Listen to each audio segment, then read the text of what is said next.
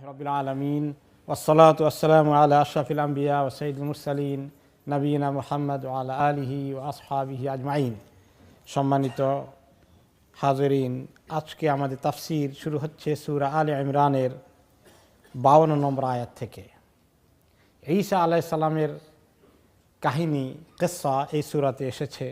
আমরা গত সপ্তাহে থেমেছিলাম যখন ঈসা আলাইহিস সালাম তাদেরকে দাওয়াত দিলেন এবং ইহুদি বনি ইসরাঈলদের ভিতরে তিনি দাওয়াতি কাজ করলেন।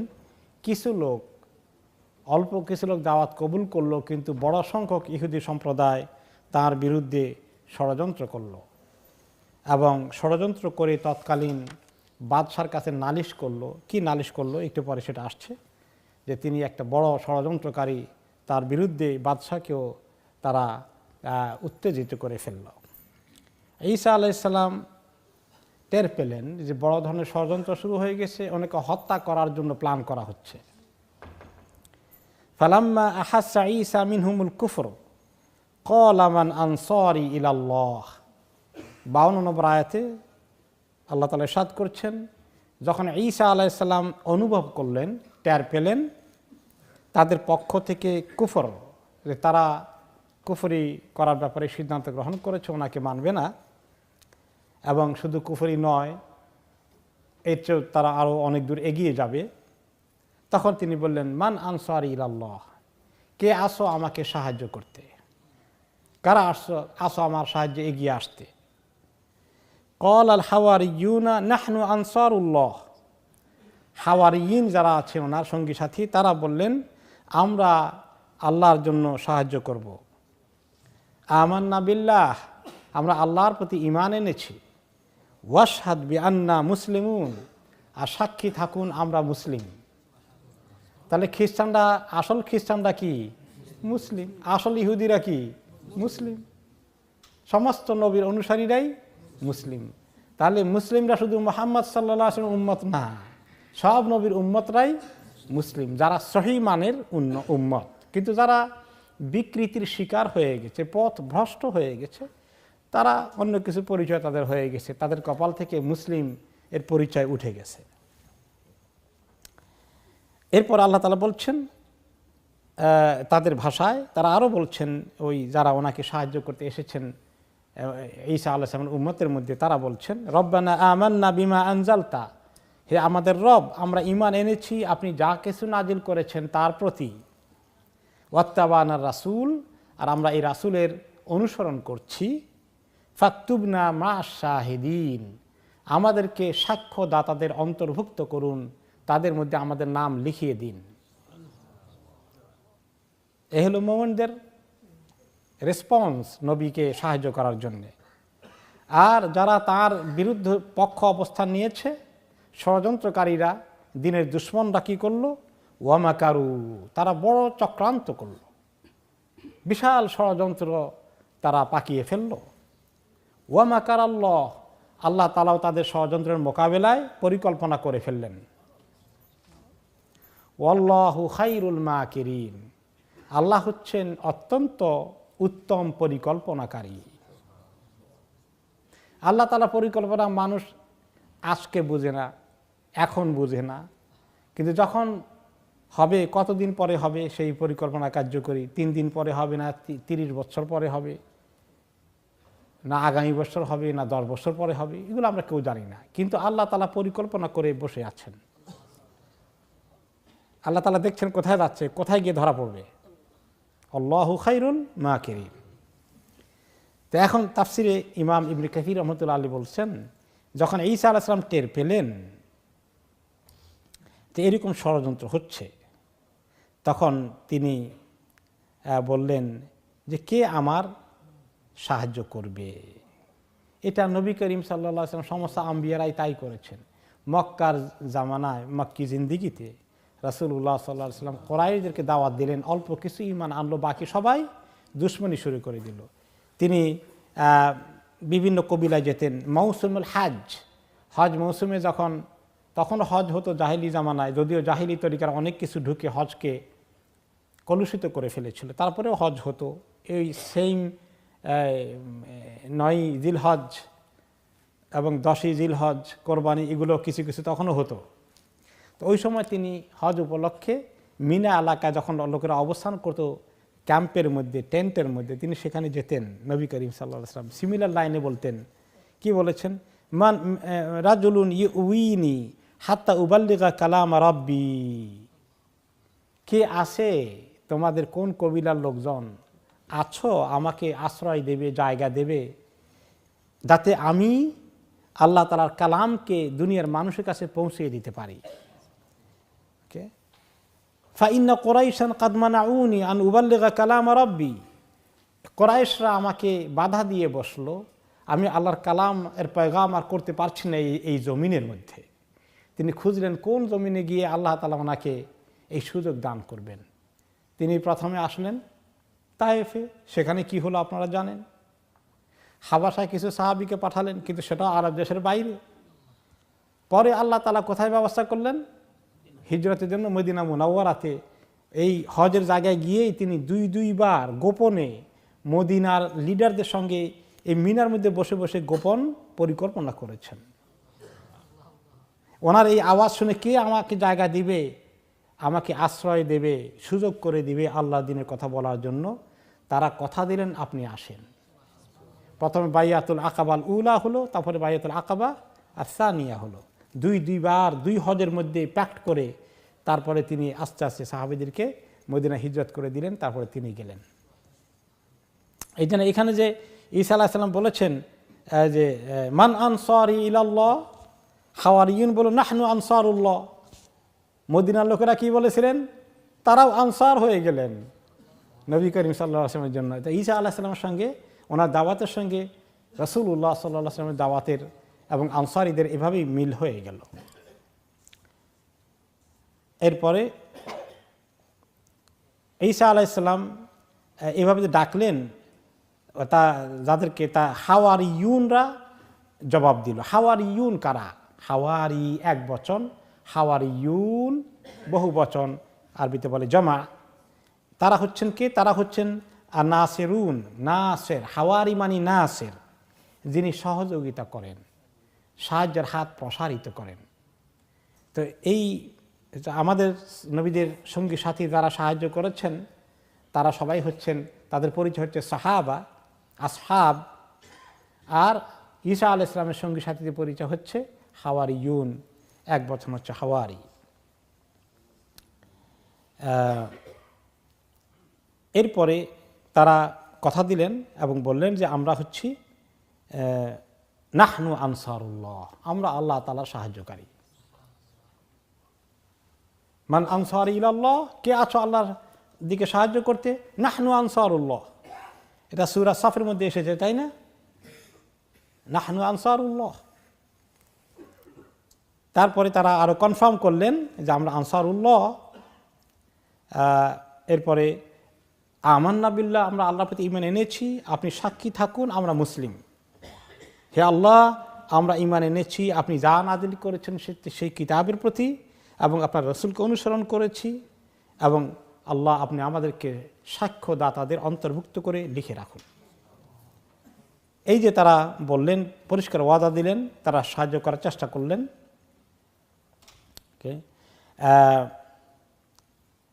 বনি ইসরাইলের মধ্যে আল্লাহ তাআলা বলছেন যে বনি ইসরাইল লোকেরা ষড়যন্ত্র করলো। কি করে ষড়যন্ত্র করলো? মিনাল ফাতকি বিঈসা আলাইহিস সালাম ওয়া ইরাদাতুহু বিসসুই ওয়াস সলব। তারা ষড়যন্ত্র পাকিয়ে ফেললো যে ঈসা আলাইহিস সালামকে তারা ধরে তারা অ্যারেস্ট করবে এবং তাকে তারা হত্যা করবে শুলিতে চড়িয়ে। এবং সেজন্য তারা কি করলো, নিজেরা আগে দুশমনি করে এরপরে তারা চলে গেলে ওয়াসাউ বিহি তামালাউ আলাইহি ওয়াসাউ বিহি ইলা মালিকি যালিকা জামান ওয়া কানা কাফিরান।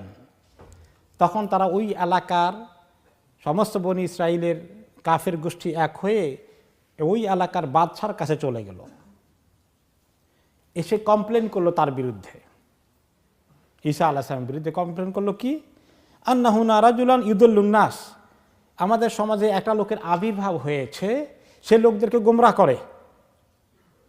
ঈসা আলাইহিস সালাম লোকদেরকে গোমরাহ করেন। যারা ইসলামের দাওয়াত দেয় তাদেরকে বলে কি গোমরাহ করে। সুবহানাল্লাহ। ওয়ায়াসুদ্দুহুম আন তাআতিল মালিক, আর আপনি যে আমাদের শাসক আছেন, বাদশাহ আছেন, আপনার বিরুদ্ধে অনেক ষড়যন্ত্র পাকাইয়ে লোক বসে বসে আপনার গদি উল্টাই দেওয়ার জন্য। ওয়াইফসিদুর রিআয়া, প্রজাদের মধ্যে ফাসাদ সৃষ্টি করে, সবাইকে আপনার বিরুদ্ধে খেপিয়ে দেয়। ওয়াইফাররিকু বাইনাল আবি ওয়া ইবনিহি, পিতা পুত্রের মধ্যে ব্যবধান সৃষ্টি করে দেয়। পিতা একদিকে গেছে, সন্তান আরেক দিকে যায়, আমরা সব এক দল ছিলাম এখন অনেক দল হয়ে গেছে এই লোকটার কারণে। ইলা গাইরি যালিকা, এরকম অনেক ফিতনা লিস্ট বানিয়ে তারা বাদশাকে উত্তেজিত করে ফেললো ঈসা আলাইহিস সালামের বিরুদ্ধে। ওরামাহু বিহি মিনাল কিযব, অনেক মিথ্যা কথার তহমত তাকে দেওয়া শুরু করে দিল, যা সে করেনি সেই কথার কমপ্লেন করা শুরু করে দিল। আরও বলল কি, ও আন্নাহু ওয়ালাদু জানিয়া, আরে আসল তো হচ্ছে সে জারদ সন্তান, তার বাবাই নাই, কোনখান থেকে তার মা তাকে গর্ভধারণ করেছে, যার বাবা নাই এই তো জারদ সন্তান। নাউজুবিল্লাহ। হাত্তা ইস্তাসারু গাদাবাল মালিক, এগুলা শোনার পরে বাদশাহ তো সাংঘাতিক রাগান্বিত হয়ে গেল, কে আসছে তাকে ধরো। ফাবাসা ফি তলবিহি মান ইয়াখুযুহু ওয়া ইয়াসলিবুহু ওয়া ইউনাক্কিলু বিহি, পাঠালো যে তাকে ধরো, অ্যারেস্ট করো, তাকে শুলিতে চড়াও এবং তার থেকে এই সমস্ত অপকর্মের প্রতিশোধ গ্রহণ করো। ফালাম্মা আহাতু বিমানজিলিহি ওয়া যান্নু আন্নাহুম ক্বাদ যাফারু বিহি নাজ্জাহুল্লাহু তাআলা মিন বাইনিহিম, তারা ঘেরাও করে ফেললো ওনাকে ধরার জন্য, অ্যারেস্ট করার জন্যে। আর আল্লাহ তাআলা তারা যখন তাকে ধরবে এই অবস্থায় আল্লাহ তাআলা তাকে উঠিয়ে নিয়ে গেলেন, নাজাত দিলেন। কিভাবে দিলেন একটু পরে আসছে। ছাদের উপরে থেকে খুলে গেল, তিনি আকাশে উঠে গেলেন।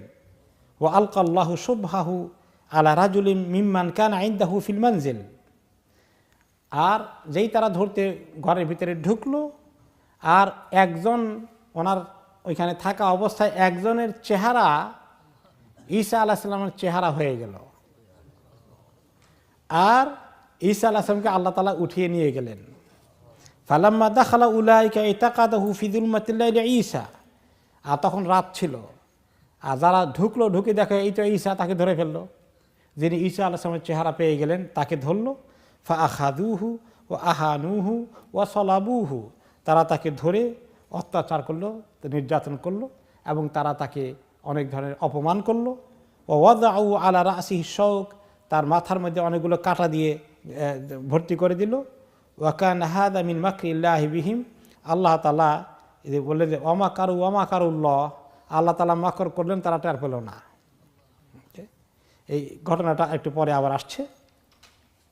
পুরো ঘটনা আল্লাহ তাআলা বলছেন, ইয ক্বালাল্লাহু ইয়া ঈসা ইন্নী মুতাওয়াফফিকা ওয়া রাফিউকা ইলাই, আল্লাহ তাআলা বলেন, হে ঈসা, আমি তোমাকে ওফাত দেব আর তোমাকে আমার কাছে উঠিয়ে নেব। ওফাত দেব এবং উঠিয়ে নেব, এই ওফাতের অর্থ কি আসছে?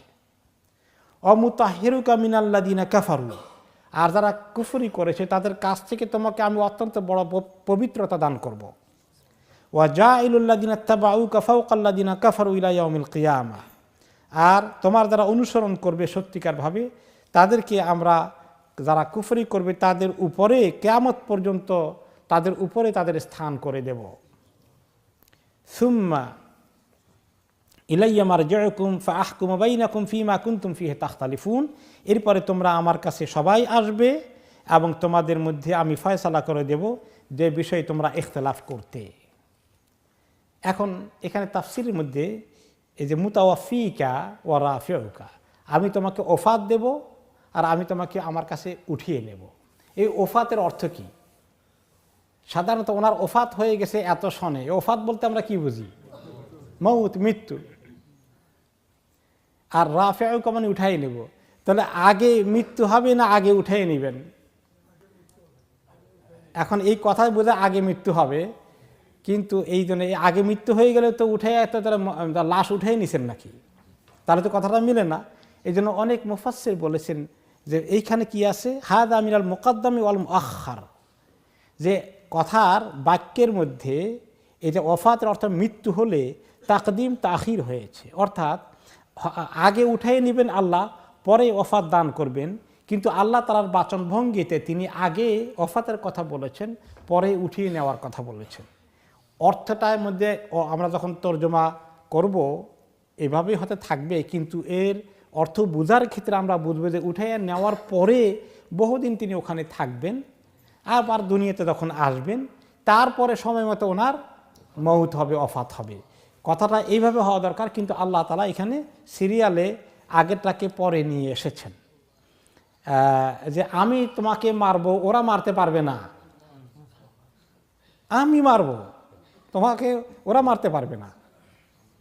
আমার যে মৌতের সিস্টেম আছে সেই তরিকা তোমার মৃত্যু হবে, তারা যে হত্যা করতে এসেছে এটা তারা পারবে না। ওই খবরটা আগে দিলেন যে তারা মারতে পারবে না, আমি তোমার মৌতের ব্যবস্থা কিভাবে করে সেটা আমার দায়িত্বে, আর আমি এখন তোমাকে উঠিয়ে নেব। এরকমভাবে এই অর্থটা, এটা হলো ইবনে আব্বাস রাদিয়াল্লাহু আনহুর তাফসির। কিন্তু আকসারুল মুফাসসিরিন, মেজরিটি মুফাসসিরিন কেরাম বলেছেন যে না, এটার তাফসিরটা একটু ভিন্ন। সেটা হচ্ছে এখানে ওয়াফাতের অর্থ মৌত নয়। এখানে অর্ডার ঠিক আছে, তাকদিম তাখির হয় নাই, আগেরটা পরে, পরেরটা আগে হয় নাই।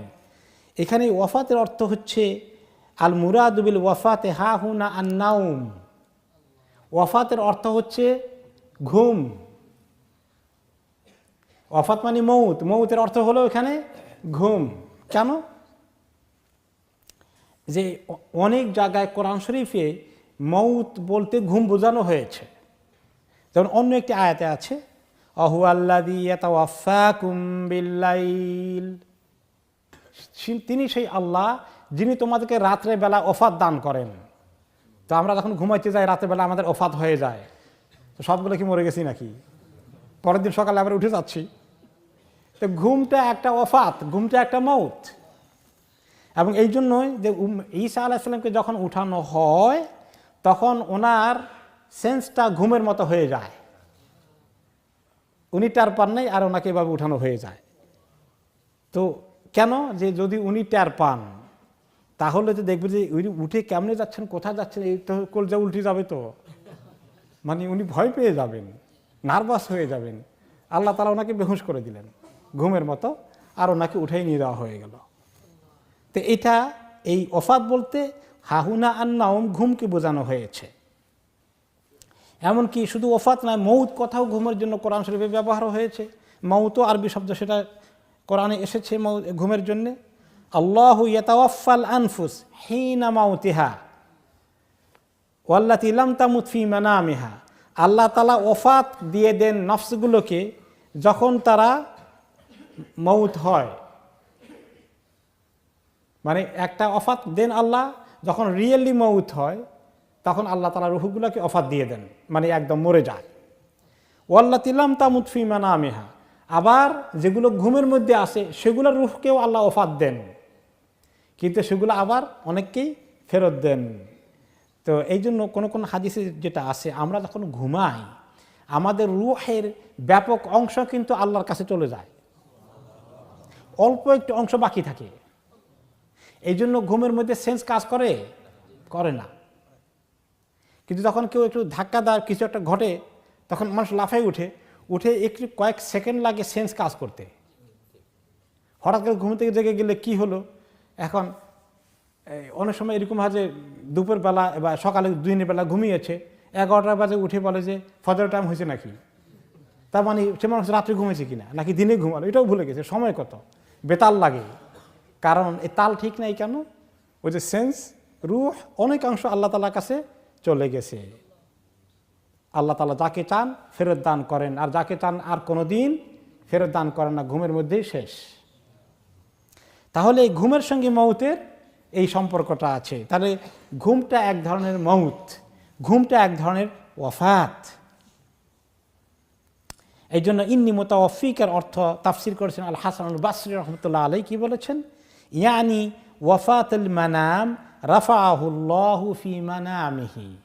এই মৌত বলতে ঘুমের মৌতকে আল্লাহ তাআলা বুঝিয়েছেন, যে ঘুমন্ত অবস্থায় ঈসা আলাইহিস সালামকে আল্লাহ তাআলা উপরের দিকে উঠিয়ে নিয়ে গেলেন। তাহলে এখানে ক্লিয়ার হয়ে গেলে এটাই মেজরিটি মুফাসসির গ্রহণ করেছেন।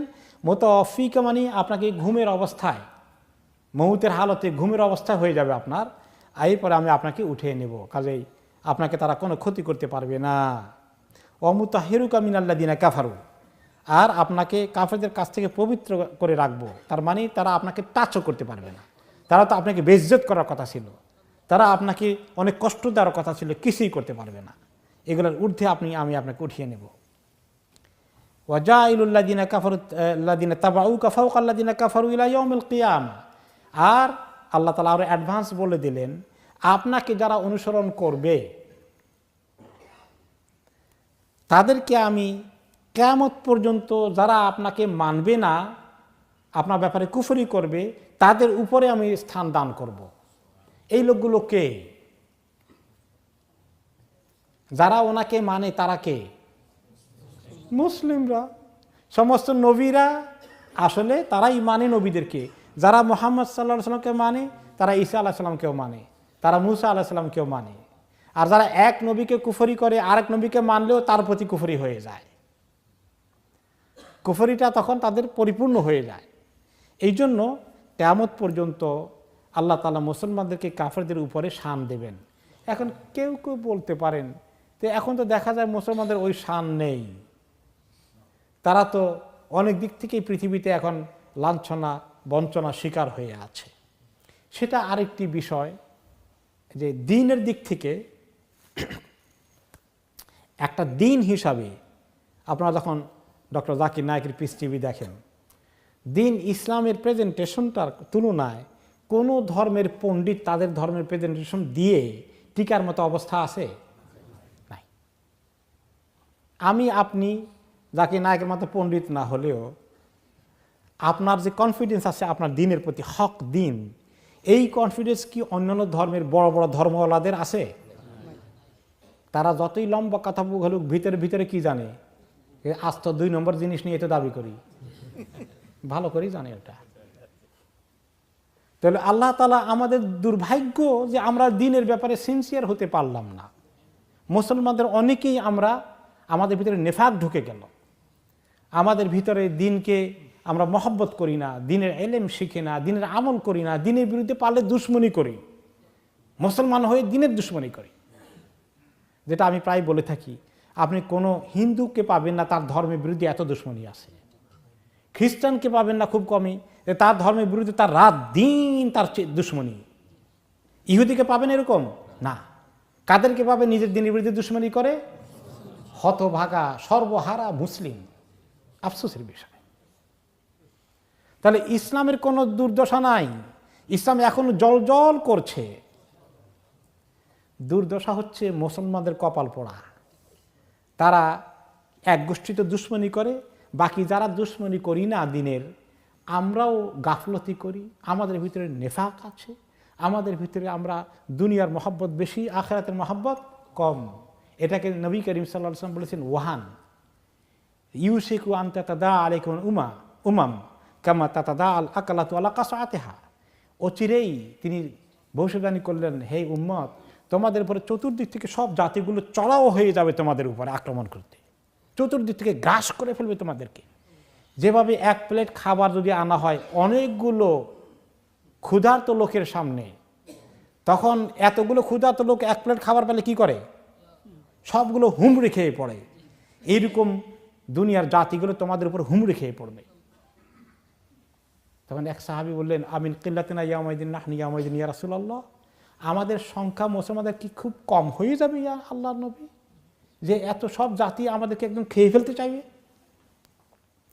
তখন তিনি বললেন, বাল আনতুম কাসীর, না সংখ্যা কম হবে না, তোমরা অনেক নাম্বার হবে। ওয়ালাকিন্নাকুম গোসা গোসা ইসাইল, কিন্তু তোমাদের অবস্থা হবে যে তোমরা বন্যার উপরে, বন্যার পানিতে যে খড়কুটা ভাসতে থাকে, এই খড়কুটা যেমন মূল্যহীন, কেউ এই খড়কুটাকে জোগাড় করার জন্য অস্থির হয়ে পড়ে না, এটা বরঞ্চ একটা ডাস্টবিনে ফেলে দেওয়ার মতো, ময়লা আবর্জনার মতো জিনিস। তোমাদের অবস্থা হয়ে যাবে এত মূল্যহীন। কেন এত মূল্যহীন হবে? তিনি সেটার ব্যাখ্যাও দিলেন যে তোমাদের কলবের মধ্যে ওয়াহান ঢুকবে, ওয়াহান, তোমাদের কলবের ভিতরে ওয়াহান ঢুকবে। মাল ওয়াহান ইয়া রাসূলুল্লাহ, সাহাবায়ে কেরাম জিজ্ঞেস করলেন, ইয়া রাসূলুল্লাহ ওয়াহান কি জিনিস? তিনি বলেন, ওহান শব্দের অর্থ হলো দুর্বলতা, কিন্তু এর ব্যাখ্যায় তিনি বললেন হব্বুদ দুনিয়া ওয়া কারাহিয়াতুল মৌত, দুনিয়ার মায়া মমতা, দুনিয়ার লোভ এবং মজা তোমাদেরকে এমন ঢুকবে, আর আখেরাতে যেতে হবে, আল্লাহর কাছে জবাবদিহি করতে হবে, কবরের কথা, মৌতের কথা তোমরা চিন্তাও করবে না, এটা তোমাদের কাছে খুব খারাপ লাগবে, সেই চিন্তায় তোমরা থাকবে না, শুধু দুনিয়ার চিন্তা তোমাদেরকে পেয়ে বলবে। এই কারণেই অন্যান্য উম্মতগুলো তোমাদের উপরে চড়াও হয়ে বলবে। সেই জমানা কি আমরা এসেছি এখন? তাহলে ইসলামের কোনো দুর্দশা নাই, দুর্দশা কাদের? মুসলমানদের, কারণ ভালো মুসলমান হতে পেরেনি। ওয়া আনতুমুল আ'লাউনা ইন কুনতুম মুমিনিন, তোমরা সত্যিকার মুমিন হলে আল্লাহ তাআলা তোমাদেরকে উপরে জায়গা দিবেন, নিচে ফেলে রাখবেন না। তা আমাদেরকে এখন সত্যিকার মুমিন হওয়া লাগবে। তো যাই হোক, এই কথার তাফসীর হচ্ছে, যারা হে নবী ঈসা আপনাকে অনুসরণ করবে, কিয়ামত পর্যন্ত কাফেরদের উপরে তাদের শান আমি দেব। আজও আপনি যদি সত্যিকার মুসলমান হন, আপনার ওই শান আছে, আল্লাহ তাআলা আপনাকে সে শান দেবেন। এখন আসেন, ইমাম ইবনে কাসির রহমতুল্লাহ আলাইহি বলছেন যে এই যারা মুসলমান তাদেরকে আল্লাহ এই শান দিবেন, আর যারা কুফরি করবে ঈসা আলাইহিস সালামকে নিয়ে, তারা এই শান তারা রক্ষা করবে না, তাদেরকে আল্লাহ তাআলা পরাস্ত করে দিবেন আদর্শিকভাবে। কিভাবে আদর্শিকভাবে পরাস্ত হবে? খ্রিস্টানদের ব্যাপারে তখন বলা হচ্ছে, সুম্মা নাবাগা লাহুম মালিকুন মিন মুলুকিল ইউনান, এক পর্যায়ে এই খ্রিস্টানদের সামনে আসলো এক গ্রিক রাজা, গ্রিক বাদশাহ বা সম্রাট, তার নাম হলো কনস্টান্টিন, আর ইংলিশে তাকে বলে কনস্টান্টাইন। এই লোকটি এসে, নবী করিম সাল্লাল্লাহু আলাইহি ওয়াসাল্লামের বেশ আগের কথা, তিনি তো 570 খ্রিস্টাব্দে ওনার জন্ম হয়েছে, এই লোকটা আসলে 300 কত খ্রিস্টাব্দে জানি, নবী করিম সাল্লাল্লাহু আলাইহি ওয়াসাল্লামের প্রায় 200 বছর আগের কথা। এই লোকটা, গ্রিক এই সম্রাটটা, সে কি করলো? দাখালা ফি দীন নাসরানিয়া, সে ছিল পৌত্তলিক, মোশরেক, সে খ্রিস্ট ধর্ম গ্রহণ করলো 300 কত শতাব্দীতে। কেন গ্রহণ করলো? কোন স্কলারদের কথা হচ্ছে, হিলাতান লিইফসিদাহু, সে দেখলো যে খ্রিস্ট ধর্মের ব্যাপক আকর্ষণ আছে লোকদের মধ্যে, ঈসা আলাইহিস সালামকে তারা শুলিতে চড়িয়েছে বলে দাবি করেছে, কিন্তু আসলে তা আল্লাহ নিয়ে গেছেন। এরপরেও লুকোচুরি করে লুকিয়ে লুকিয়ে খ্রিস্ট ধর্ম প্রচার হচ্ছিল। সে দেখলো যে এটাতে বড় একটা চ্যালেঞ্জ, সে এই খ্রিস্ট ধর্ম নিজেই গ্রহণ করে ফেলল, লিইফসিদাহু, এই ধর্মকে ফাসাদ করে দেওয়ার জন্য, ধর্মটাকে সে বিকৃত করে দেওয়ার জন্য, নষ্ট করে দেওয়ার জন্য মুনাফিকি করে ঢুকলো। এটা কেউ কেউ মনে করেছেন ফাইন্নাহু কানা ফাইলাসোফান, কারণ এটা নিজে একটা দার্শনিক মার্কা লোক ছিল, তার কিছু দর্শন, তার নিজের শিরকের দর্শন এই খ্রিস্ট ধর্মতে ঢুকিয়ে দিল। ওয়াকিলা জাহালান মিনহু, আর কেউ কেউ বলছেন যে না, সে ষড়যন্ত্র করে নাই, তবে সে দার্শনিক হিসাবে নিজেই কনফিউজ ছিল, খ্রিস্ট ধর্ম ঢুকে সে খ্রিস্ট ধর্মের মধ্যে কিছু সংস্কারের কথা বলে টলে সে ওইটাকে নষ্ট করে ফেললো তার দর্শনের কারণে। তারপরে যাই হোক, এখন সে পরিকল্পিতভাবে অসৎ উদ্দেশ্য হোক অথবা তার জেনারেল দার্শনিক ভঙ্গির বা ভিত্তিতে হোক, সে যখন ঢুকলো খ্রিস্ট ধর্মের মধ্যে, ইন্না আল্লাহ ইল্লাহু বাদদালাহুম দীন আল মাসিহ, সে এই ঈসা আলাইহিস সালামের দিনকে পরিবর্তন করে ফেললো। ও হাররাফাহু, এর মধ্যে বিকৃতি নিয়ে আসলো, উল্টাপাল্টা তত্ত্ব ঢুকিয়ে দিল। ওয়াজাদা ফিহি ওয়া নাকাসা মিনহু, কিছু বাড়াই দিল, অনেক কিছু কমাই ফেললো, ভালো জিনিস কমাই দিল, মন্দগুলো কিছু বাড়তি ঢুকিয়ে দিল। উদি আতলাহুল কাওয়ানিন ওয়াল আশিয়া কাসীরা, অনেক রকমের ধর্মের বিভিন্ন রীতি নীতি অনেক কিছু ঢুকালো। এরপর আরও কী করলো? ও আহাল্লা ফি জামানিহি লাহমাল খিনজির, এই শুকরের খাদ্য, শুকর খাওয়া খ্রিস্টানদের মধ্যে সর্বপ্রথম সে চালু করে দিল, হালাল করে দিল। ঈসা আলাইহিস সালামের জামানায় এবং তার পরবর্তী পর্যায়ে কনস্টান্টাইনের আগ পর্যন্ত খ্রিস্টানরা শুকর খেত না, রহমতুল্লাহ, সে এটা চালু করে দিল। এরপরে সে যা আবি তাসলিফ, এই ত্রিতত্ত্বর কথা সে ঢুকাই দিল। এর আগেও কিছু আলোচনা হয়েছে, কিন্তু সে ফরমালি ঢুকাই দিল ত্রিতত্ত্ব, ট্রিনিটি। আল্লাহ, মারিয়াম, ঈসা আলাইহিস সালামের তিনজনের যে এই যে ত্রিতত্ত্ব, তিন খোদার বিশ্বাস সে নিয়ে আসলো। এরপরে ওয়াসাওয়ারুল্লাহুল কানাইস আল কুবরা, হ্যাঁ, অল মাআবিদ ওয়াস সাওয়ামি', বিশাল বিশাল মাবুদ ইবাদত করার জায়গা বানালো, এবং সেগুলোর মধ্যে বিভিন্ন ছবি টবি আঁকা টাকা এগুলো সব সে শুরু করেছে। বিভিন্ন মূর্তি, মারিয়ামের মূর্তি, ঈসা আলাইহিস সালামের মূর্তি, এগুলো থেকে শুরু করে এগুলা কাজ কারবার প্রচলন যেগুলো আজকে দেখতে পাচ্ছেন সবগুলা শুরু হয় এই কনস্টান্টাইনের আমল থেকে। সে তাদের দিনটাকে বরবাদ করে দিল।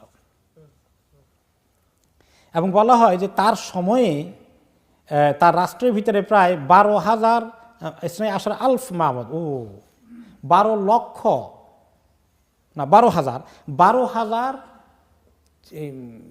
বিশাল বিশাল গির্জা এবং চার্চ তৈরি করে দিল, এবং তাদের ধর্মের বড় একটা মার্কাজ বানালো। কোথায়? নতুন একটা শহর গোড়াপত্তন করলো, এবং তার নামেই সেই শহরের নাম রাখলো। সেই শহরের নাম হচ্ছে কনস্টান্টিনোপল। সম্রাট কনস্টান্টাইন এটা তৈরি করে, আর তার নামেই নাম দিল কনস্টান্টিনোপল, যেটা এক পর্যায়ে নবী করিম সাল্লাল্লাহু আলাইহি সাল্লাম ভবিষ্যৎবাণী করেছেন যে আমার উম্মতের যে লোকগুলোকে দিয়ে সুসংবাদ দিয়েছেন, আমার উম্মতের কিছু ভালো লোককে দিয়ে আল্লাহ তাআলা তাদের দুর্গকে জয় করিয়ে দিবেন। আর সেই কনস্টান্টিনোপল মুসলমানরা জয় করলো, তার নাম দিল কি? ইস্তাম্বুল। তারা নাম দিয়েছিল ইসলামবুল। মুসলমানরা নাম দিয়েছিল ইসলামবুল। ইসলাম তো ইসলাম, বুল মানে নগর, শহর, ইসলামের শহর ইসলামবুল অরিজিনালি, কিন্তু পরে কামাল আতাতুর্ক এটা চেঞ্জ করে যে নাম দেয় ইস্তাম্বুল, কারণ ইসলাম তো তার ভালো লাগে না। হ্যাঁ, তো এই ইস্তাম্বুল যেটা এখন, এটার মুসলমানরা দখল করার পর নাম দিয়েছে ইসলামবুল, আর পুরনো নাম ছিল কনস্টান্টিনোপল। তো ওইটা ছিল তাদের কেন্দ্র, তাদের দুর্গ। সেখানে আল্লাহ তাআলা সেটাও মুসলমানদের হাতে তুলে দিয়েছেন। এখন এরপরে আসে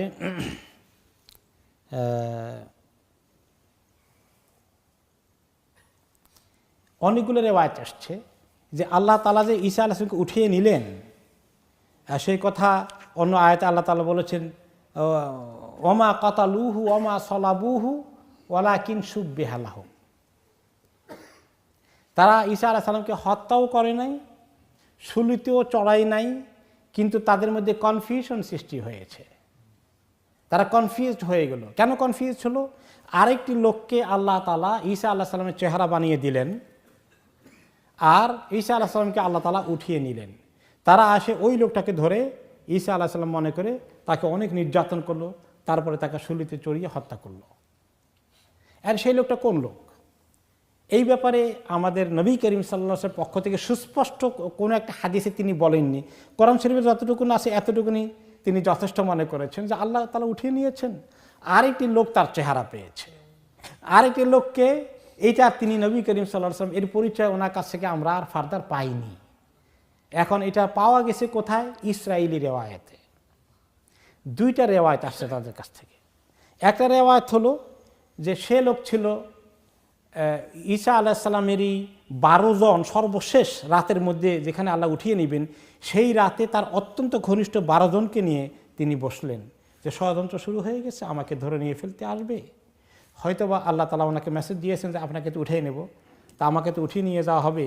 তো আল্লাহ তাআলার মানসা হচ্ছে যে একজনকে আল্লাহ তাআলা আমার চেহারা দিয়ে দিবেন, তোমাদের একজনকে, যে আমার চেহারা পেয়ে যাবা তাকে তারা ধরবে, শুলিতে চড়াবে, হত্যা করবে।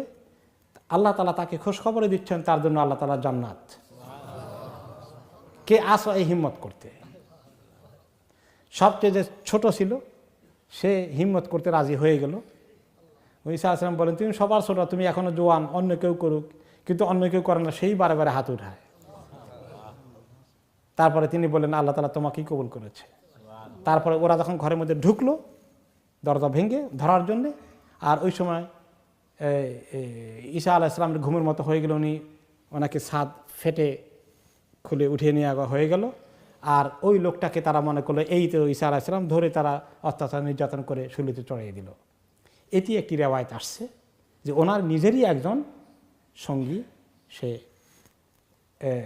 নিজের এই স্যাক্রিফাইস কোরবানি জান্নাত পাওয়ার জন্য আল্লাহ নবীর মহাব্বতে তিনি নিজেকে স্যাক্রিফাইস করেছেন।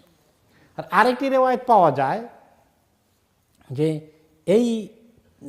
এদেরই একজন হয়তো বিশ্বাসঘাতকতা করেছে, অথবা এদের বাইরের একজন যে যারা ধরতে এসেছে, তো সবাই চেনে না, যারা ধরতে এসেছে বাদশার বাহিনী, পুলিশ বাহিনী, তারা ওনাকে চেনেন না, তারা অন্য জায়গার থেকে এসেছে।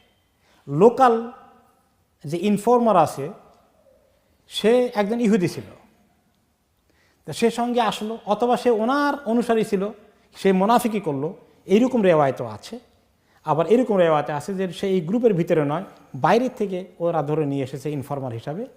এই দুইটার একটা যেটা হতে পারে, এগুলো সব ইসরায়েলি রেওয়ায়তে, কোনোটাই একদম কনফার্ম না। তারপরে সে দেখিয়ে দিল যে এই তো সে এইভাবে দেখাচ্ছে এই, আর এই সময় তার চেহারা হয়ে গেল ঈসা আলাইহিস সালামের চেহারা, আর ঈসা আলাইহিস সালাম চলে গেলেন। তখন তারা ধরে ফেললো তাকে যে তুমি তো ঈসা, কাকে দেখাও, তাকেই তারা কার্যকরী করলো। এই যে আমাদের কাছে এর দুইজনের কোন জন, এটা আমাদের শিওর হওয়ার মধ্যে আর না হওয়ার মধ্যে আমাদের ইমানের কিছু উঠাও নামা হবে নাকি? এটা বেশি দরকার নাই বিধায় আল্লাহ তাআলা আর বলেন নাই আমাদেরকে। কোরআন শরীফের মধ্যে আল্লাহ তাআলা যতটুকুন বলেছেন, ওমা কাতালুহু ওমা সালাবুহু ওয়ালাকিন শুব্বিহা লাহুম, তারা তাকে হত্যাও করে নাই, শুলিতেও চড়ায় নাই, কিন্তু তারা কনফিউজ হয়ে গেল।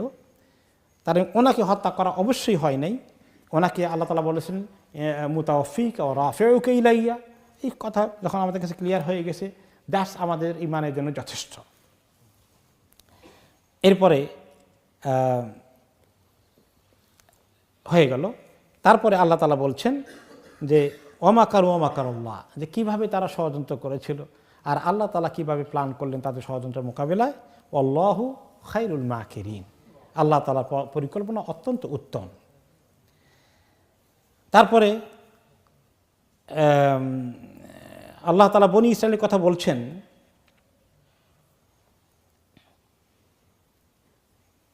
বলার পরে তারা ইয ক্বালাল্লাহু ইয়া ঈসা ইন্নী মুতাওয়াফিকা ওয়া রাফিউকা ইলাইয়া ওয়া মুতাহহিরুকা মিনাল্লাযিনা কাফারু, এটা হয়ে গেছে। ফাআম্মাল্লাযিনা কাফারু ফাউআযযিবুহুম আযাবান শাদীদান ফিদ দুনিয়া ওয়াল আখিরাহ ওয়া মা লাহুম মিন নাসিরিন, যে সুম্মা ইলাইয়া মারজিউকুম, তোমরা তো আমার কাছে একদিন আসবে কিয়ামতের দিন, ফাআহকুমু বাইনাকুম, আমি ফয়সালা করে দেব তোমাদের মধ্যে, ফিমা কুনতুম ফিহি তাখতালিফুন, যে বিষয় নিয়ে তোমরা ইখতিলাফ করছিলে। কি ইখতিলাফ করছিল? এখন কি ইখতিলাফ হচ্ছে ঈসা আলাইহিস সালাম সম্পর্কে? আমরা মনে করি তিনি আল্লাহর রাসূল, তারা মনে করে আল্লাহর সন্তান, অথবা তিনি মাবুদ। এই ফয়সালা আল্লাহ তাআলা কখন করবেন? কিয়ামতের দিন। ফাআম্মাল্লাযিনা কাফারু, যারা কুফরি করলো এই কথার উপরে, ফাউআযযিবুহুম আযাবান শাদীদান ফিদ দুনিয়া ওয়াল আখিরাহ, এদেরকে আমি দুনিয়া এবং আখিরাতে কঠিন শাস্তি দেব। যারা কুফরি করলো ওনার আকীদা নিয়ে, ওনাকে নিয়ে আকীদার মধ্যে বিকৃতি আনলো, ওমা লাহুম মিন নাসিরিন, তাদের কোনো সাহায্যকারী থাকবে না। ওয়া আম্মাল্লাযীনা আমানু ওয়া আমিলুস সলিহাতি ফায়ুওয়াফিহিম উজুরাহুম, আর যারা ঈমানদার আর নেক আমল করেছে তাদেরকে আল্লাহ তাআলা তাদের পাওনা পুরস্কার প্রতিদান পুরোপুরি দিয়ে দিবেন। ওয়াল্লাহু লা ইউহিব্বুয যালিমিন, জালিমদেরকে আল্লাহ তাআলা কখনো মহব্বত করেন না, পছন্দ করেন না। যালিকা নাতলুহু আলাইকা মিনাল কিতাব মিনাল আয়াত ওয়া যিকরিল হাকীম, এই কথাগুলো আপনাকে তেলাওয়াত করছি আমি আয়াত থেকে আর অত্যন্ত জ্ঞান বিজ্ঞানসম্মত নসিহত থেকে।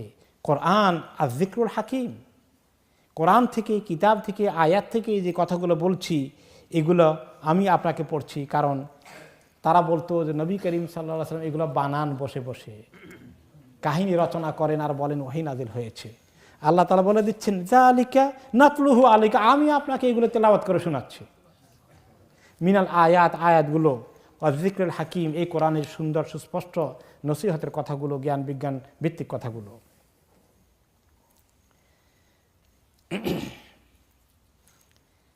এরপরে আল্লাহ তাআলা এখন বলছেন ইন্না মাসালা ঈসা ইনদাল্লাহি কামাসালি আদম খলাকাহু মিন তুরাবিন সুম্মা ক্বালা লাহু কুন ফায়াকুন কাহিনী বলে আল্লাহ তাআলা বলছেন, এখনও যারা খ্রিস্টান রয়েছে তারা ঈসা আলাইহিস সালাম বিষয়টা বুঝতে পারে না যে পিতা ছাড়া জন্ম হয়েছে, তাহলে তো তিনি সাধারণ মানুষ না, অন্য কিছু। নিশ্চয়ই আল্লাহ তাআলার সঙ্গে তার এভাবে পিতা পুত্রের সম্পর্ক হয়ে গেছে। লা হাওলা ওয়ালা কুওয়াতা ইল্লা বিল্লাহ। আল্লাহ বলছেন ঈসা আলাইহিস সালামের ব্যাপার বুঝতে কষ্ট হয় কেন? তিনি তো হচ্ছেন আল্লাহর কাছে আদম আলাইহিস সালামের এক্সাম্পলের মতো। খালাকাহু মিন তুরাব, তাকে আল্লাহ মাটি দিয়ে পয়দা করলেন। সুম্মা ক্বালা লাহু কুন, তারপরে বলেন হয়ে যাও, ফায়াকুন, তারপরে তিনি হয়ে গেলেন। আল হাক্কু মির রাব্বিকা ফালা তাকুম মিনাল মুমতারিন। হক কথাগুলো যেগুলো আসলো ঈসা আলাইহিস সালামের ব্যাপারে, এগুলো আপনার রবের কাছ থেকে এসেছে, এগুলোর ব্যাপারে আপনি কখনো সন্দেহ পোষণ করবেন না। তো নবী করিম সাল্লাল্লাহু আলাইহি ওয়াসাল্লামের তো সন্দেহ হয় না। সন্দেহ কাদের হয়? অন্যান্যদের হয়। তো তাদেরকে লক্ষ্য করেই বলছেন, যদিও অ্যাড্রেস করেছেন রাসূলুল্লাহ সাল্লাল্লাহু আলাইহি ওয়াসাল্লামকে। এরপরে আল্লাহ তাআলা আরও বলছেন, ফামান হাজ্জাকা ফীহি মিন বাদি মা জাআকা মিনাল ইলম। এই এত সুন্দর ইলমের কথা আসার পরে আপনার সঙ্গে অন্যায়ভাবে যে ঝগড়া করে, বাদানুবাদ করে, বিতর্ক করে, তাকে এখন আপনি বলেন এবার ফাকুল তাআলাউ নাদউ আবনাআনা ওয়া আবনাআকুম। তাদেরকে বলেন আসো, তোমাদের ছেলে মেয়ে নিয়ে আসো, আমাদের ছেলে মেয়েকে ডাকি। ওয়া নিসাআনা ওয়া নিসাআকুম, তোমাদের মহিলাদেরকে নিয়ে আসো, আমাদের মহিলাদেরকে নিয়ে আসি। ওয়া আনফুসানা ওয়া আনফুসাকুম, আমরাও দাঁড়াই, তোমরাও দাঁড়াও, আসো। সুম্মা নাবতাহিল, এরপর ইবতিহাল করি, মোবাহলা করি। ফানাজআল লানাতাল্লাহি আলাল কাযিবিন, আর সেই মোবাহলার মধ্যে লানত করব যে আল্লাহ যারা মিথ্যাবাদী তাদের উপর আপনার লানত নাজিল করেন। এটা হলো মোবাহলার আয়াত। ইমাম ইবনে কাসির রাহমাতুল্লাহ আলাইহি বলেন যে এই আয়াতগুলো নাজিল হওয়ার সবাবে নজুল, শানে নজুল হচ্ছে, আপনারা জানেন যে সূরা শুরু থেকে ওয়াফদ নাজরান, নাজরানের খ্রিস্টানদের প্রতিনিধি দল কোথায় আসছিল? মসজিদে নববীতে মদিনায় এসে তারা ঈসা আলাইহিস সালামকে নিয়ে, এবং তিনি নবী প্লাস তিনি আবার ইলাহ, দুইটাই তিনি একসঙ্গে, এই বিতর্ক শুরু করে দিল। আল্লাহ তাআলা এগুলো সব রদ করলেন।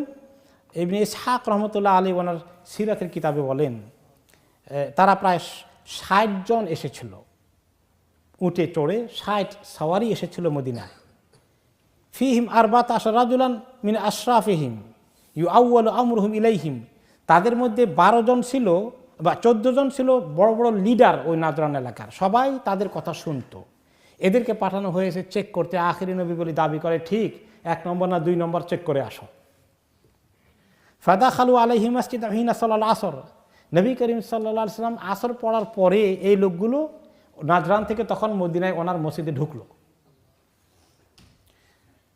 আলাইহিম সিয়াবুল হিবরাতে জুবাবুন ওয়া আরদিয়া, একেবারে তাদের যে আলখেল্লা আছে, তাদের ওলামাদের ড্রেস পরায় সবগুলো, অত্যন্ত প্রভাবশালী, তাদের তথাকথিত আলেম ওলামার দল এরা ছিল। তাদের মধ্যে একজন ছিল বনিল হারিস ইবনে কাবের, অনেক লোক ছিল। ওকে, তারপরে একসঙ্গে ৬০ জন আসছে, সবাই একেবারে খুব তারা অর্গানাইজড ওয়েতে এসেছে, কাপড় চোপড়ে সব কিছু এভরিথিং পারফেক্ট আছে। এ দেখতে একে অন্যরকম। সাহাবারা বলে যে এইরকম কোনো প্রতিনিধি আর মদিনায় আসে নাই, একদম খুব কেতাদুরস্ত, খুব স্মার্ট, ভেরি অর্গানাইজড, একেবারে সবগুলো আলখেল্লা পরা, মানে তাদের এইরকম গ্রুপ আর আমরা দেখিনি। আমরা খুব আগ্রহের সাথে তাদেরকে দেখলাম। এরপরে তারা মসজিদে আসলো, আবার সন্ধ্যাবেলা তারা নামাজ পড়ে, তাদের তরিকে নামাজ পড়ার জন্য দাঁড়িয়ে গেল পূর্ব দিকে কেবলা করে। তো সাহাবারা কেমন, তাদেরা একটু বাধা দিয়ে দেওয়ার চিন্তা করবেন কিনা চিন্তা করলেন। নবী করিম সাল্লাল্লাহু আলাইহি ওয়াসাল্লাম বলেন দাউহুম, নামাজ পড়তে দাও তাদের।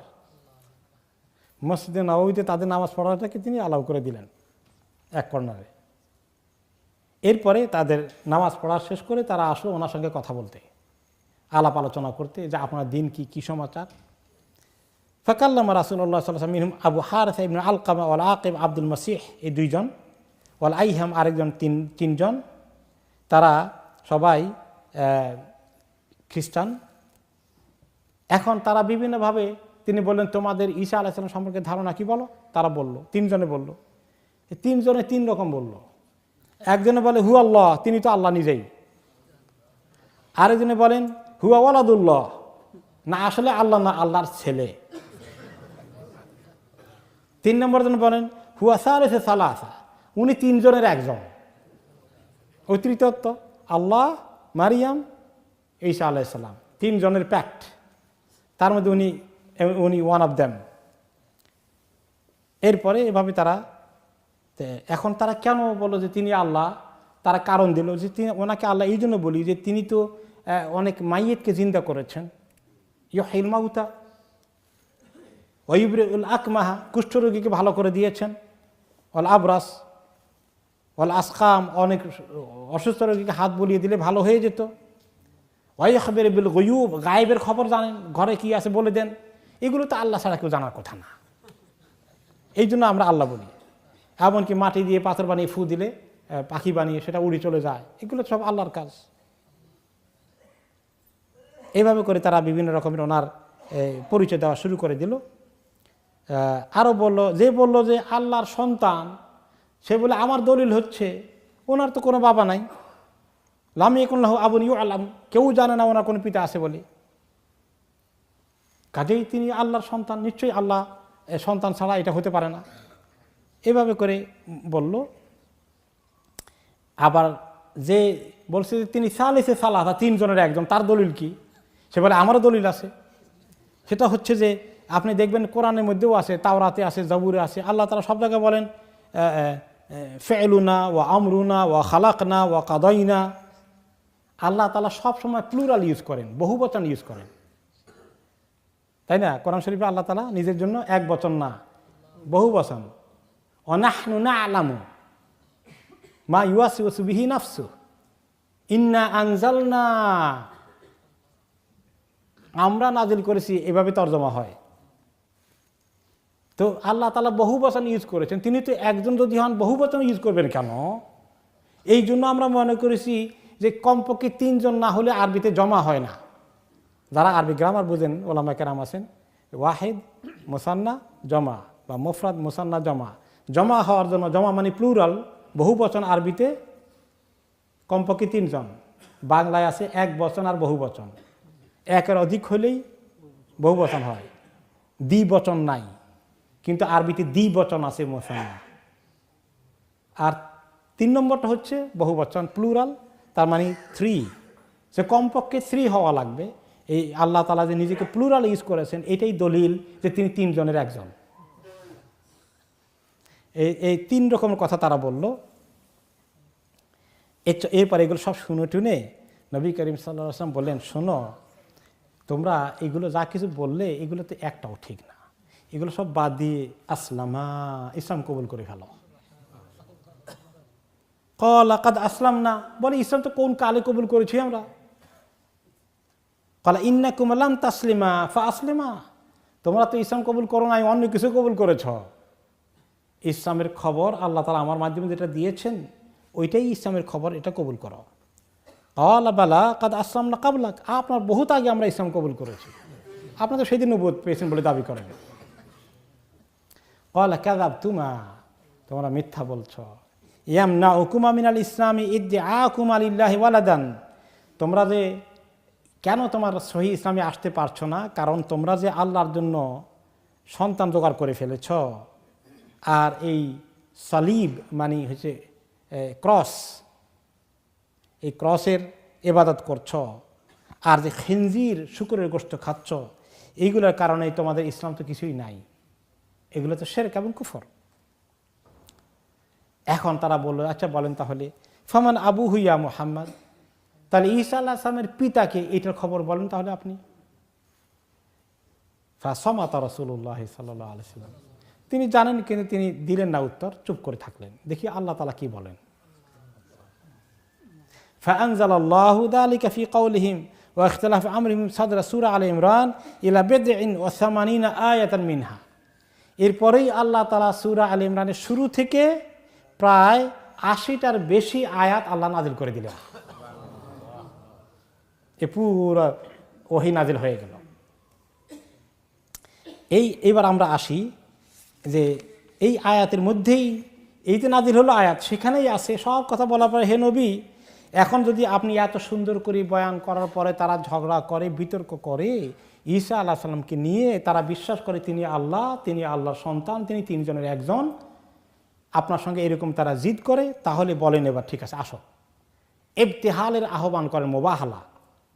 তারা তাদের ছেলে মেয়ে স্ত্রী পরিবার যা কিছু আছে সবগুলোকে নিয়ে আসবে, এক জায়গায় দাঁড়াবে মাঠের মধ্যে, আর তাদের মোকাবেলা আপনি আপনার ছেলে পেলে স্ত্রী পরিবার সবাইকে নিয়ে আপনি দাঁড়াবেন এক সাইডে, মুসলমানরা এক সাইডে দাঁড়াবে আর তারা এক সাইডে দাঁড়াবে।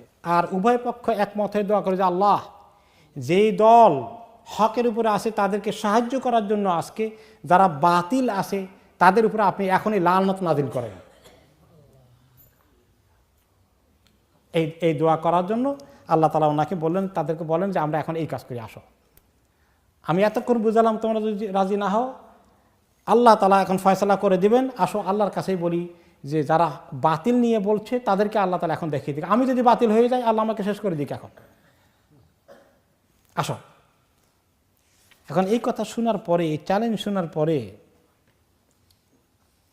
তারা এখন চিন্তায় পড়ে গেল। ওকে, ক্বালু ইয়া আবুল কাসিম দা'না নানজুর ফি আমরিনা।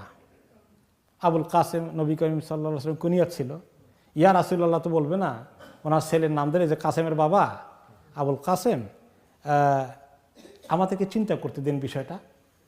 সুম্মা না'তিকা বিমা নুরিদু আন নাফআলা ফীমা দা'আওতানা ইলাইহি, আমরা চিন্তা ভাবনা করে দেখি আপনি যেটা বললেন এইটার ব্যাপারে কি করা যায়, আমরা আপনাকে জানাবো। সুম্মা ইনসারাফু আনহু, তারপরে তারা লাজ গুটিয়ে চলে গেল। ওকে, সুম্মা খালাউ বিল আকিব ওয়া কানা দা রাইহিম, তো পথে যাইতে যাইতে তারা খালাউ বিল আকিব, আকিব নামে একজন ছিল তাদের মধ্যে সবচেয়ে বেশি বুদ্ধিমান জ্ঞানী বলে তারা মনে করে। তখন তারা রওনা করে দিয়েছে একলা নিজেরা, তখন আলাপ করছে তারা, আকিবকে সবাই ধরলো, তুমি তো আমাদের সবার মধ্যে সবচেয়ে বেশি জ্ঞানী এবং বুদ্ধিমান, তোমার মতামতটা কি বলো তো, কি বুঝলা তুমি, তোমার মত কি বলে? ফাকালু ইয়া আব্দুল মাসিহ মাযা তারা। ওকে, এবং আব্দুল মসিহকে বলল যে তুমি কি মনে করো। আব্দুল মসিহ একজনের নাম ছিল। তখন সে বলল ওয়াল্লাহি ইয়া মা'শারান নাসারা, হে খ্রিস্টান ভাইরা, লাকাদ আরাফতুম আন্না মুহাম্মাদান লা নাবিয়্যুন মুরসাল, তোমরা কি এখনো বুঝো নাই? আমার বুঝে গেছো সবাই তোমরা, এই লক্ষ্য হচ্ছে মুহাম্মদ হচ্ছে সত্যিকার প্রেরিত নবী। ওয়ালাকাদ জাআকুম বিল ফাসলি মিন খাবরি সাহিবিকুম, তোমাদের ঈসা আলাইহিস সালামের সঠিক খবরও সে দিয়ে ফেলছে। ওয়ালাকাদ আলিমতুম আন্নাহুম মা লা আনা কওমুন নাবিয়্যান কাত ফাবাকা কাবীরুহুম ওয়ালা নাবাতা সগীরুহুম, তোমরা ভালো করেই জানো কোনো হক নবী যদি মুবাহালার চ্যালেঞ্জ করে, আল্লাহ তাআলার অভিশাপের জন্য ডাকে বাতিলের উপরে, তাহলে তাদের বড়রাও কেউ থাকবে না, ছোটরাও কেউ জন্ম হওয়ার আর আসবে না পৃথিবীতে, তারা সব হালাক হয়ে যাবে, বড় ছোট। ওয়া ইন্নাহু লিল ইসতিসালি মিনকুম ইন ফাআলতুম, তোমরা যদি এই মুবাহালার ডাকে সাড়া দাও তাহলে তোমরা গোষ্ঠী শুদ্ধ সব শেষ হয়ে যাবা। ফাইন কুনতুম আবাইতুম ইল্লা ইলফা দীনিকুম ওয়াল ইকামা আলা মা আনতুম আলাইহি মিনাল কাউল ফি সাহিবিকুম, তাহলে তোমরা যদি এখন মনে করো যে না, আমরা আমাদের যা শিখে আসছি, শুনে আসছি, আমাদের দিন নিয়েই থাকবো, আর ঈসা আলাইহিস সালামের ব্যাপারে আমরা যেগুলো এই পর্যন্ত প্রতিষ্ঠিত হয়ে গেছে এগুলো থেকে আমরা সরবো না, ওগুলোর উপরেই থাকবো। ফাওয়াদিউর রাজুল ওয়ানসারফি ইলা বিলাদিকুম, তাহলে এই মুহাম্মদকে বাই বাই বলে তাড়াতাড়ি করে ভাগো নিজের দেশের দিকে, আর থাকার দরকার নাই। ফাআতাউন নবী সাল্লাল্লাহু আলাইহি সাল্লাম ফাকালু ইয়া আবুল কাসিম কাদ রাআইনা আল্লা নুলাইনাক, আবুল কাসিম আমরা ফাইনাল সিদ্ধান্ত নিছি আপনার সঙ্গে আমরা এই চ্যালেঞ্জে যাব না, এই মোলানা লানাতের এই চ্যালেঞ্জ দিচ্ছেন এটার মধ্যে আমরা থাকবো না। ও নাতরুকুকা আলা দীনিকা ও নারজিউ আলা দীনিনা, আপনি আপনার দিন নিয়ে থাকেন, আমরাও আমাদের দিন নিয়ে ফেরত যাই। তবে আপনার লোকজন অনেক ভালো, এটা আমরা বুঝতে পেরেছি। ওয়ালাকিন ইবআথ মা'ানা রাজুলান মিন আসহাবিকা তারদাহু লানা ইয়াহকুমু বাইনানা ফি আশিয়া ইখতালাফনা ফিহা ফি আমওয়ালিনা ফাইন্নাকুম ইনদানা রিদা, তো আমাদের মধ্যে এই যে বিচার আচার করার জন্য ইনসাফ করার মতো লোকজন বেশি নাই, করতেও পারে না, করলেও লোকেরা গ্রহণ করে না। কিন্তু দেখলাম আপনার লোকেরা সাংঘাতিক উঁচু মানের ইনসাফ কায়েম করতে পারে, তো আপনার একজন ঘনিষ্ঠ সহচরকে পাঠিয়ে দেন, যিনি আমাদের মধ্যে বসে আমাদের দুনিয়াবি সম্পদ, টাকা পয়সা, লেনদেন, কেসগুলোর ব্যাপারে হক ফয়সালা করে দেবে, কারণ আপনার লোকদের মধ্যে হক আছে। একজনকে পাঠিয়ে দেন, এটা আমাদের সবাই গ্রহণ করবে। আর আমরা আমাদের দিন নিয়ে থাকি, আপনি আপনাদের দিন নিয়ে থাকেন। আল্লাহ তো বলে দিয়েছেন লাকুম দীনুকুম ওয়ালিয়া দীন, এটা তারা জানে। ওকে। ফাকাল রাসূলুল্লাহ সাল্লাল্লাহু আলাইহি ওয়াসাল্লাম ইতুনিল আশিয়াতা আবাসা মাআকুমুল কাউইয়াল আমিন। ওকে, যে বলে যে ঠিক আছে, সন্ধ্যাবেলায় আমার কাছে এসো, তোমরা আমাদের মধ্যে সবচেয়ে শক্তিশালী আর সবচেয়ে বিশ্বস্ত যে আছে তাকেই আমি পাঠাবো তোমাদের এই দায়িত্ব পালন করার জন্য। ওকে, এখন ওমর ইবনে খাত্তাব রাদিয়াল্লাহু আনহু বলেন, মা আহবাবতুল ইমারা কাত্তু হুব্বি ইয়াহা ইয়াউমাইদিন, বলে জীবনে আমি দায়িত্বের প্রতি কোনোদিন আমার লোভ ছিল না, কোনো পদের আশা কোনোদিন করি নাই, কিন্তু ওই দিন মনের ভিতরে একটু বড় আশা চলে আসলো যে আল্লাহ নবী বলছেন আল কাউইয়ুল আমিন, শক্তিশালী এবং বিশ্বস্ত, এই উপাধি যদি আল্লাহ আমাকে দিয়ে দেন, আমাকে যদি ডেকে বসেন, আমি ওইটার খুব আমার মনের ভিতরে লোভ এসে গেল। রাজা আনান আকুনা সাহেব, যে আমাকে যেন তিনি সিলেক্ট করেন, মনে মনে খুব আমার এরকম তামান্না আসতে থাকলো। ফারাহতু রাহতু ইলা যুহরি মাহজারান, বিকালের দিকে আসো বলছে, তো আমি জোহরের দিকে আসলাম। ফালাম্মা সাল্লা রাসূলুল্লাহ সাল্লাল্লাহু আলাইহি ওয়াসাল্লাম জোহর সাল্লামা, তিনি জোহর নামাজ পড়ালেন, সালাম ফিরালেন। সুম্মা নাদরা আন ইয়ামিনিহি ওয়া শিমালিহি ফাজালতু আতাতাওয়ালু লাহু লিয়ারানি, নামাজ শেষ করে নবী করিম সাল্লাল্লাহু আলাইহি ওয়াসাল্লাম আমাদের দিকে ফিরে বসলেন, ডান দিকে দেখলেন, বাম দিকে দেখলেন, এরকম করে দেখছেন। আর আমি আমার গলাটা উঁচু করে এরকম করলাম যেন আমার দিকে নজরটা পড়ে। ফালাম ইয়াজাল ইয়ালতামাস বিবাসারিহি, কিন্তু উনি আমার দিকে তাকান না, এইদিকে ওইদিকে কি কাকে জানি খোঁজেন। হাত্তা রাআ আবু উবাইদা ইবনুল জাররাহ, আবু উবাইদা ইবনুল জাররাহ রাদিয়াল্লাহু আনহু দিকে ওনার চোখ পড়ে গেল। বলে আবু উবাইদা আসো, ফাদাআহু, ডাকলেন, উখরুজ মাআহুম, তাদের সঙ্গে যাও তাদের দেশে। ফাকদি বাইনাহুম বিল হক ফিমা ইখতালাফু ফীহ, তাদের মধ্যে গিয়ে তারা যখন ইখতিলাফ করে, তাদের মধ্যে ঝগড়া ফাসাদ হয়, এগুলোর হক ফয়সালা করে দিও। ক্বালা ওমর ফাযাহাবা বিহা আবু উবাইদা রাদিয়াল্লাহু আনহু, আবু উবাইদা রাদিয়াল্লাহু আনহু এই মর্যাদা পেয়ে গেলেন, আমি মিস করে ফেললাম। ইমাম বুখারী এই উপলক্ষে বর্ণনা করেছেন যে হুযায়ফা রাদিয়াল্লাহু আনহু বলেছেন, জাআল আকিবু ওয়াস সাইয়্যিদু সাহিবা নাজরান, তাদের লিডারদের মধ্যে, নাজরানের 60 জনের মধ্যে আকিব আর সাইয়্যিদ নামে 2 জন ছিল। এরা ছিল বড়, তাদের পণ্ডিত এবং খুব সম্মানিত পজিশনওয়ালারা। ইউরিদানে আন ইউলাইনাহ, ওনার সঙ্গে মোলায়না, লানতের চ্যালেঞ্জ মোকাবিলা করার জন্য তারা মাঝে মধ্যে হিম্মত করে বসলো বা পরামর্শ করলো। ফাকাল আহাদুহুম আলি সাহিবিহি লা নাফআল লা তাফআল ফাওয়াল্লাহি লা ইন কানা নাবিয়্যান ফালা আন্নাহু লা নুফলিহু নাহনু ওয়ালা আকাবনা মিন বাদিনা, বলে যে খবরদার এই কাজ করে, একজন আরেকজনকে বললো এই কাজ করো না, কারণ কোনো নবীকে মোলায়না, লানতের চ্যালেঞ্জ করলে আল্লাহর কাছে তার ব্যাপারে, বা যদি আমরা লানতের শিকার হয়ে যাই, তাহলে এটা কখনো ব্যর্থ হয় না, বরঞ্চ এমন হবে যে আমাদের গোষ্ঠীর সব নিপাত হয়ে যাবে, খবরদার এই কাজ করো না। এরপরে ক্বালা ইন্না নু'তিকা মা সাআলতানা ওয়াবআস মা'ানা রাজুলান আমিনান লা ওয়ালা তাবআস মা'ানা ইল্লা আমিনান, এই যে আমরা আপনাকে কিছু খারাজ দেব, কিছু ট্যাক্স পাঠিয়ে দিয়ে দেব, আর তবে আপনি আমাদেরকে একজন বিশ্বস্ত লোক পাঠান যে আমাদের সঙ্গে ফয়সালা করে দিবেন, খুবই বিশ্বস্ত হওয়া লাগবে, খুব আমানতদার হওয়া লাগবে, খুব হক বুঝনেওয়ালা হওয়া লাগবে। ফাকালা লা আবআসান্না মা'আকুম রাজুলান আমিনান হাক্কুন আমিন, আমি খুবই বিশ্বস্ত একজনকে পাঠাবো। তারপরে নবী করিম সাল্লাল্লাহু আলাইহি ওয়াসাল্লাম বলেন, ইয়া আবু উবাইদা ইবনে জাররাহ, তুমি উঠো এবং তুমি যাও। এরপরে তিনি নবী করিম সাল্লাল্লাহু আলাইহি ওয়াসাল্লাম বললেন, হাযা আমিনু হাযিহিল উম্মাহ, এই উম্মতের সবচেয়ে বড় আমানতদার হচ্ছেন আবু উবাইদা ইবনে জাররাহ, আমি তাকে তোমাদের কাছে পাঠিয়ে দিলাম।